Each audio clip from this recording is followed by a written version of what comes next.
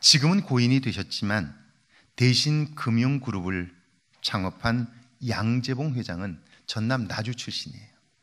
시골 농촌에서 가난한 가정에서 태어났고요. 그리고 목포 상고를 거쳐서 조선은행에 입사를 하면서 평생 은행에서 그의 삶을 보냅니다. 1973년 1월 이분은 당시 한일은행 청량리 지점장을 하고 계셨는데요. 새해가 되어서 관내 거래처였던 한국개발원의 김만재 원장을 찾아가서 인사를 드립니다.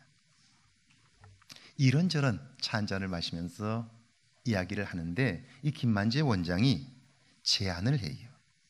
아니, 당신같이 유능한 금융인이 왜 월급쟁이만 하느냐고, 회사를 한번 시작해보는 게 어떠냐고 그렇게 이야기를 해요. 그때까지 양 지점장은 한 번도 다른 것을 생각해 본 적이 없어요. 그저 내가 하고 있는 이 일이 천직이다 그렇게 생각하고 그 일만 해온 거예요. 그러니까 이 김만재 원장의 제안은 당황스럽고 황당하게 들렸던 거죠. 그래서 그가 대답합니다. 저는 평생 은행에서 삶을 보냈습니다. 그런 제가 무엇을 할 수 있겠습니까? 그러자 김만재 원장은요, 그러니까요, 평생 그 일을 하셨으니까 이제는 단자회사 같은 금융업에 뛰어들어서 회사를 하나 해보시죠. 그렇게 이야기를 하는 거예요. 제안을 받은 그는 자신이 그 일을 할 수 없는 이유들을 열거하기 시작합니다.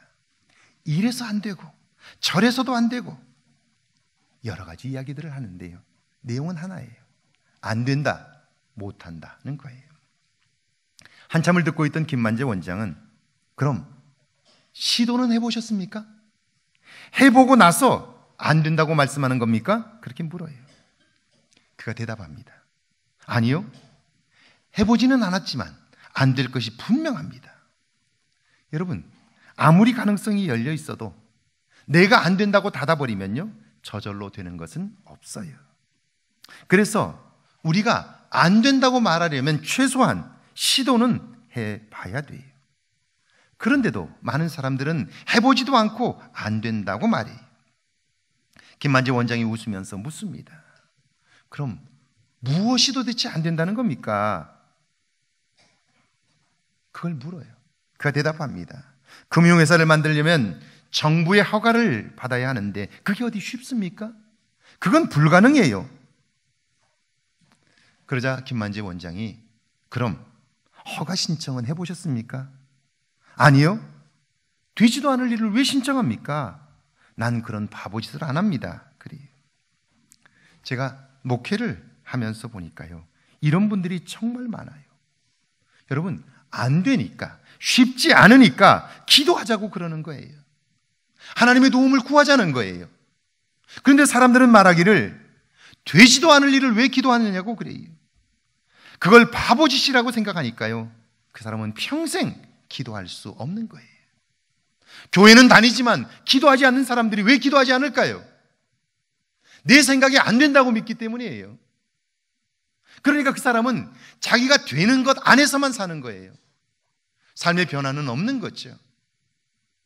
자기의 한계를 넘어서는 일들을 꿈꿀 수도 없고 생각조차 할 수 없으니까요. 그의 삶의 변화는 없는 거예요. 양재봉 지점장을 향해서 김만재 원장이 말합니다. 아니, 신청을 해봐야 나올지 안 나올지를 아는 것이지 신청도 안 하고 어떻게 결과를 합니까? 나는 도대체 이해할 수가 없습니다. 그래요. 그 말에 이 양 지점장은 정신이 번쩍 들었어요. 그래서 대한투자금융 설립 신청을 했는데요, 재무부로부터 인가를 받을 때 가장 많은 도움을 주신 분이 그분이에요. 후에 그분은 부총리 겸 경제기획원 장관을 지냈어요. 이것이 대신 금융그룹이 탄생하게 된 출발점입니다. 회사를 설립하기 전까지 양재봉 회장은요, 될 수 있는 것과 될 수 없는 것 중에서 될 수 없는 것 하나밖에 몰랐어요. 그리고 그것을 확신했고요. 그러니까 그 어떤 새로운 것도 시도하지 않았어요. 아니, 도전할 생각조차 갖지를 못했어요. 그뿐 아니라 이렇게 하나밖에 모르니까요, 여러분, 삶이 생명력이 있을 리가 없어요. 그리고 그렇게 살면요, 언젠가는 누군가의 인생에 걸림돌이 될 수밖에 없어요. 왜냐하면 내가 알고 있는 그 하나로 모든 것을 판단하려고 하기 때문이에요. 이것은 신앙생활에서도 얼마나 중요한지 몰라요. 지난 주간 하나밖에 모르는 사람의 첫 번째 특징을 말씀드렸는데 기억하시나요? 이런 사람은요, 자기에게 주시는 하나님의 말씀으로 다른 사람을 판단해요. 오늘 설교를 들으면서도 저 설교는 우리 시어머니가 꼭 들어야 되는데, 그런 분들이 계세요. 이건 우리 며느리가 들어야 되는데, 우리 아들이 들어야 되는데, 그렇게 생각해요. 그렇지 않아요. 설교는 오늘 나에게 주시는 하나님의 말씀이에요. 그런데 또 어떤 분들은요, 목사님이 나 들으라고 설교했다고 그러는 분들이 계세요. 그래서 시험에 들었다는 분들이 계세요. 여러분, 설교는 나에게 주시는 하나님의 말씀이에요. 그걸로 시험에 들었다면 그건 다른 누구의 잘못이 아니라 내가 하나밖에 모르는 거예요. 오늘 구약의 본문 욥기 15장 17절과 18절인데요. 같이 한번 읽어볼까요? 함께 읽습니다. 내가 내게 보이리니 내게서 들으라. 내가 본 것을 설명하리라. 이는 곧 지혜로운 자들이 전해준 것이니 그들의 조상에게서 숨기지 아니하였느니라. 욥의 친구 엘리바스는요, 지금 욥의 말이 틀렸다는 것을 근거로 들어 얘기하는 거예요. 그것은 내 눈으로 똑똑히 보았는데 네 말이 틀렸어, 그렇게 이야기하는 거예요. 엘리바스는 뭘 보았다는 걸까요? 그는 말하기를 이 세상에 의인도 없고 부정하지 않은 자가 하나도 없다는 거예요. 선조들도 이것을 깨달았고 우리에게 이 지혜를 전해 주었다는 거예요. 그러면서 이것은 배워서 하는 것이 아니라 내가 살면서 보고 경험한 것이라고 말해요. 그러니까 자신 있게 확신을 가지고 이야기를 하는 거예요. 그러니까 엘리바스의 이야기는요, 이 세상에 의인도 없고 부정하지 않은 자가 없는데 넌 왜 의로운 척 하느냐는 거예요. 넌 왜 잘난 척 하느냐는 거예요. 그러면 어떻게 되는 줄 알아? 그러면서 20절 이하에서 그는요, 독서를 퍼부어요. 너같이 악한 자는 평생 고통을 당하며 사는 거야. 두려운 소리가 내 귓가에서 떠나지 않을 것이며 안전하다 생각할 때 예상치 못한 변을 당하는 거야. 어두움에 있으나 벗어날 희망이 없고 칼날만이 너를 기다리고 있어. 그래서 고통과 번민이 너를 영원히 떠나지 않는 거야. 그렇게 이야기를 하는 거예요. 지금 네가 고통을 당하는 것은 네 잘못 때문인데 네가 그걸 알지 못하니까 너는 그 고통에서 벗어날 수 없어. 이렇게 이야기를 하는 거예요. 여러분, 이 말이 완전히 틀린 말은 아니에요. 악인을 향한 저주로서는 온당해요. 그런데 엘리바스가 생각하는 것처럼 정말 그렇게 욥이 죄인인가요? 그가 의롭지 못해서 지금 이런 고통을 겪고 있나요? 욥기 1장 8절에 보면 하나님은 욥에 대하여 이렇게 말씀하셨어요. 내 종 욥을 주의하여 보았느냐? 그와 같이 온전하고 정직하여 하나님을 경외하며 악에서 떠난 자는 세상에 없느니라. 하나님은 아주 분명하게 욥은 의롭고 악에서 떠난 자라고 말씀해요. 하나님은 그렇게 판단하고 계신데 욥의 친구 엘리바스는 정반대의 이야기를 하고 있는 거죠. 여러분, 왜 이렇게 되었을까요? 무엇이 잘못된 걸까요? 사무엘상 18장에 보면 골리앗과의 싸움에서 승리한 다윗은 이제 그 나라의 유명인이 되었어요. 게다가 전쟁에 나갈 때마다 승리하게 되니까요, 백성들의 인기가 점점 치솟는 거예요. 한 번은 전쟁에 나가 승리하고 돌아오는데 성 안에 있던 모든 여인들이 나와 소고를 치며 춤추며 노래를 부르는 거예요. 다윗의 승리를 축하하는 거죠. 그러면서 이렇게 노래를 불러요. 사울이 죽인 자는 천천히요, 다윗은 만만이로다. 이 말은 다윗이 사울 왕보다 낫다는 말이 아니고요, 목숨 걸고 싸우고 승리하고 돌아오는 사람을 높여주는 거예요. 그의 승리를 축하해 주는 거예요. 이런 전통은 지금도 세계에서 지켜지고 있어요. 미국의 경우 군인 최고의 메달인 명예훈장을 받으면요, 그의 계급과 상관없이 장군도, 국회의원도, 총리도, 심지어 대통령도 그에게 먼저 경례를 붙여요. 살아서 이 명예 메달을 받은 사람이 지금까지 2명이에요. 한 사람은 하사고 한 사람은 중사에서 1계급 특진을 해서 상사가 되었어요. 장교가 아니에요. 그런데 그에게 이 명예 메달을 수여하고 나서 오바마 대통령은 그 앞에서 그에게 먼저 경례를 붙여요. 계급이 낮아서가 아니에요. 그의 희생과 그의 헌신을 존경하는 표시로 그가 들어오면 그곳에 있는 모든 사람들이 일어나서 그에게 경례를 하는 거예요. 그러니까 여인들이 불렀던 노래는요, 다윗에 대한 존경과 사랑의 마음을 전한 거예요. 그런데 그 노래를 들은 사울 왕은 불쾌했어요. 감정이 상한 거예요. 왜요? 무엇 때문에 그는 상한 마음을 가지게 되었을까요? 사울로서는 이 상황에서 2가지의 생각을 가질 수 있어요. 하나는 고생했다. 목숨 걸고 싸워준 다윗이 고맙다는 생각이에요. 이 생각을 가지면 사울도 함께 그의 승리를 진심으로 축하할 수 있고요. 그러면 그의 마음이 기쁘고 행복할 수 있어요. 그런데 2번째 생각은요, 백성들을 향해서 언제는 나를 좋아한다더니 다윗이 조금 잘한다고 금방 다윗에게 마음을 줘? 이렇게 생각하는 거예요. 그뿐 아니라 다윗, 지가 좀 승리했다고 해서 사람들이 그렇게 말하면 아니라고, 왕이 더 대단하다고 이렇게 공을 나한테 돌려야지 지가 그 공을 다 받아? 이 생각을 할 수 있는 거예요. 여러분, 이렇게 생각하면 불쾌하지요? 배신감이 들고요, 전쟁에서 승리했지만 기쁘지 않은 거예요. 분명 그에게는 선택할 수 있는 2가지 생각이 있었어요. 그런데 그는 하나밖에 모르는 거예요. 하나밖에 모르니까 기쁘고 행복한 생각을 선택할 수 없었던 거죠. 하나밖에 모르는 생각은요, 결코 거기서 멈추질 않아요. 불쾌한 감정은 또 다른 부정적인 생각을 만들어요. 다윗이 백성들에게 저렇게 인기가 높아지면 내 자리를 넘보겠는데, 그 생각이 들었고요. 결국 잊지도 않은 생각에 사로잡혀 그를 미워하고, 그것 때문에 사울은요, 인생 전체를 망가뜨리고 말아요. 지금 욥의 친구 엘리바스가 그래요. 그의 마음은 이미 미움이 지배하고 있어요. 욥을 향한 분노가 입을 열 때마다 쏟아져요. 욥기 15장 25절을 한번 같이 읽어볼까요? 25절입니다. 함께 읽습니다.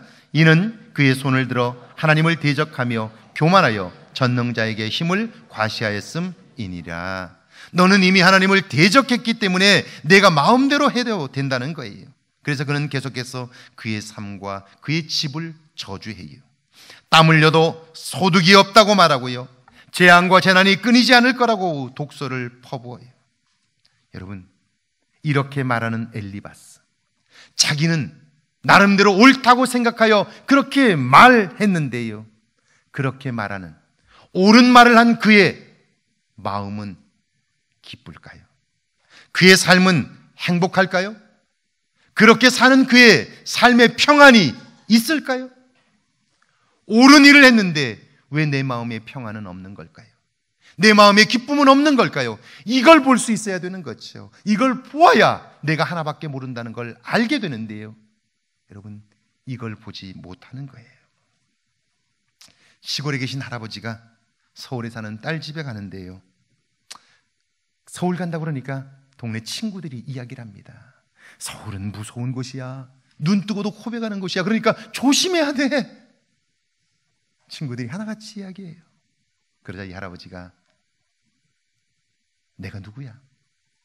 내가 그런 사람들에게 당할 만한 사람이야? 쉽게 당하지 않아? 그리고는 열차를 타고 서울역에 내렸습니다. 딸네 집 주소를 주고 택시를 탔어요. 할아버지, 다 왔습니다. 5,000원입니다. 그러자 할아버지는요, 1,200원을 줘요. 할아버지, 5,000원이에요. 그러자 할아버지가 말합니다. 내가 못 본 줄 알아? 3,800원부터 시작하더만 누굴 속이려고 그래? 이번엔 할머니가 서울 딸네 집에 갔습니다. 택시를 탔는데 요금이 얼마일까요? 그 집이니까 5,000원입니다. 기사님이 5,000원이라고 이야기를 해요. 그래서 할머니는 2,500원을 딱 줍니다. 할머니 5,000원인데요? 그러자 할머니가 조용해, 시끄러. 그래요. 아니 5,000원을 주셔야죠. 그러자 할머니가 말합니다. 내가 혼자 타고 왔어? 둘이 타고 왔는데 왜 네 거까지 내가 내야 돼? 이 두 분은 지금까지도 자기가 뭘 잘못했는지 몰라요. 시골에 가서는요, 서울 사람들 못됐다고 눈속임을 한다고, 지 거까지 나한테 내라 그런다고. 뭘 잘못했는지 지금도 몰라요. 오늘 신약의 본문을 한번 보실까요? 베드로전서 1장 3절인데요. 같이 한번 읽습니다. 3절입니다. 함께 했습니다. 우리 주 예수 그리스도의 아버지 하나님을 찬송하리로다. 그의 많으신 긍휼대로 예수 그리스도를 죽은 자 가운데서 부활하게 하심으로 말미암아 우리를 거듭나게 하사 산 소망이 있게 하시며. 여러분, 성경에서 하나밖에 몰랐던 사람들을 꼽는다면 그중 한 사람은 분명 베드로일 거예요. 그는 예수님을 모른다고 3번이나 부인했는데요, 예수님은 이미 그럴 거라고 이야기를 했어요. 그러면 왜 그렇게 말씀하시는 거냐고, 저는 그렇지 않은데 왜 그렇게 생각하시느냐고 물어야 되잖아요. 그런데 그는요, 아니라고, 그럴 리가 없다고 그렇게 자신 있게 이야기를 했어요. 그런데 결국 어땠나요? 예수님의 말씀대로 되었지요. 여러분, 이게 베드로만의 문제인가요? 우리는 그렇지 않은가요? 중국에서 마오쩌둥 주석은 지금까지도 정신적인 지주예요. 그가 그 나라를 건국했고, 그리고 그의 희생 위에 오늘 중국이 서 있기 때문이죠. 그런데 모두가 추앙하지만 그의 삶이 정말 완벽할까요? 1955년 그가 농촌을 시찰하다가 쌀을 쪼아먹는, 곡식을 쪼아먹는 참새를 보았습니다. 지금 먹지 못해서 고통당하는 인민들이 얼마나 많은데 참새가 저 곡식을 먹게 놔두느냐고. 시찰을 마친 모택동은 참새 선멸 총지휘부를 만들었고요, 참새 박멸을 위해 선동하기 시작합니다. 참새 한 마리가 1년에 2.4kg의 곡식을 먹습니다. 참새만 사라져도 1년에 70만 명 이상의 먹을 수 있는 곡식을 수확할 수 있습니다. 전국적으로 참새 소탕 작전을 벌였고요, 참새는 씨가 마를 정도가 되었어요. 사람들은 모택동의 탁월한 정책이라며 찬사를 보냈어요. 그런데 이후에 어떤 일이 벌어진 줄 아세요? 참새가 사라지자 메뚜기를 비롯한 해충들이 창궐했고요, 농작물은 초토화되었습니다. 그리고 3년 동안 3천만 명 이상이 굶어 죽는 참사가 벌어집니다. 우리 모두는 다 하나밖에 몰라요. 여기에서 벗어날 수 있는 사람이 없어요. 이게 사람이 가지고 있는 한계예요. 우리는 그 한계 안에서 사는데요, 내가 한계를 가지고 있다는 사실조차 모르고 하나밖에 모르는 인생을 사는 거예요. 3번씩이나 주님을 부인했던 베드로도 자신을 알아요. 내 힘으로, 내 능력으로는 그 한계에서 벗어날 수 없어요. 그럼 평생을 그렇게 살아야 하나요? 그렇지는 않아요. 그는요, 예수 그리스도를 믿는 믿음 안에서 자신의 한계를 벗어나는 비결을 배웠어요. 몸으로 체득했어요. 그게 뭡니까? 부활하신 예수님을 나의 구원자로 믿음으로 거듭나는 거예요. 그때까지 내가 판단하고 확신하고 행동했던 이전에 나는 죽는 거예요. 그리고 내가 믿는 구원자이신 예수 그리스도, 그분의 다스림을 받는 자로 새롭게 태어나는 거예요. 새롭게 태어난 사람은 매일매일 무엇을 하든지 그분이라면 어떻게 하셨을까를 생각하며 말하고 행동하고 생각하는 거예요. 그리고 여전히 내 앞에 문제가 있을 때에는요, 그분의 이름으로 도움을 구하여 지혜를 얻는 거예요. 그분의 능력으로 나 자신의 한계를 극복하는 거죠. 그럴 때 우리의 삶에는 소망이 있고요, 그 소망은 현실적인 도움이 되기에 산 소망이라고 불러요. 4절과 5절을 같이 한번 읽어볼까요? 4절과 5절입니다. 썩지 않고 더럽지 않고 쇠하지 아니하는 유업을 잊게 하시나니 곧 너희를 위하여 하늘에 간직하신 것이라. 너희는 말세에 나타내기로 예비하신 구원을 얻기 위하여 믿음으로 말미암아 하나님의 능력으로 보호하심을 받았느니라. 할렐루야. 산 소망이 있는 삶, 그것은 썩지 않아요. 더럽혀지지도 않아요. 매일의 삶 속에서 구원을 경험하고요, 하나님의 능력 안에 살아요. 그래서 베드로는 그가 예수 그리스도를 온전한 구세주로 믿음으로 이전의 삶과 이후의 삶을 구분했는데요, 그는 6절의 결론처럼 이렇게 말하잖아요. 같이 한번 읽어볼까요? 6절입니다. 그러므로 너희가 이제 여러 가지 시험으로 말미암아 잠깐 근심하게 되지 않을 수 없으나 오히려 크게 기뻐하는도다. 지금 근심할 만한 일이 있어요? 나의 한계로 인하여 걱정할 수밖에 없어요. 문제 때문에 고통을 겪을 수밖에 없어요. 살아도 기쁨이 없고 살면 살수록 지쳐가요. 이게 오늘 우리의 현실이에요. 그래서 염려가 돼요. 그러나 그리스도 예수 안에서 거듭나면, 새롭게 되면, 그분의 다스림을 받으면 그 근심은 잠깐이고요, 그분으로 인하여 우리는 오히려 기뻐할 수 있게 되는 거죠. 이것이 산 소망이고 우리가 경험할 수 없는 하나님의 능력인 것이죠. 지금도 제 주변에는 이런 삶을 사는 분들이 정말 많아요. 기뻐하고 간증하는 분들이 있죠. 그런데 그분들은 예전에 모두 다 하나밖에 모르던 사람들이었어요. 그래서 삶이 엉망이 되고 형편없었어요.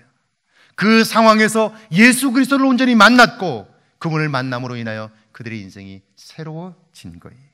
사랑하는 여러분, 여러분은 구원자이신 예수님 안에서 거듭나셨습니까? 그분의 다스림을 받으며 그분에게 도움을 구하며 사십니까? 오늘 여러분에겐 그분으로 인한 산 소망이 있습니까? 우리 주 예수 그리스도로 말미암는 구원과 능력이 여러분에게 있으면 좋겠습니다. 이렇게 한번 질문해 보시죠. 나 자신에게 질문해 보시죠. 내가 전능하신 하나님을 믿고 있는데 오늘 내 삶에 기쁨이 있는가? 평안이 있는가? 살수록 즐거움이 있는가? 구원자이신 예수 그리스도가 나를 다스리지 않고 우리의 삶에 이런 삶은 경험되지 못하는 거죠. 오늘 이 말씀이 여러분의 남은 삶에 새로운 소망이 되고 복음이 되기를 주의 이름으로 축원합니다.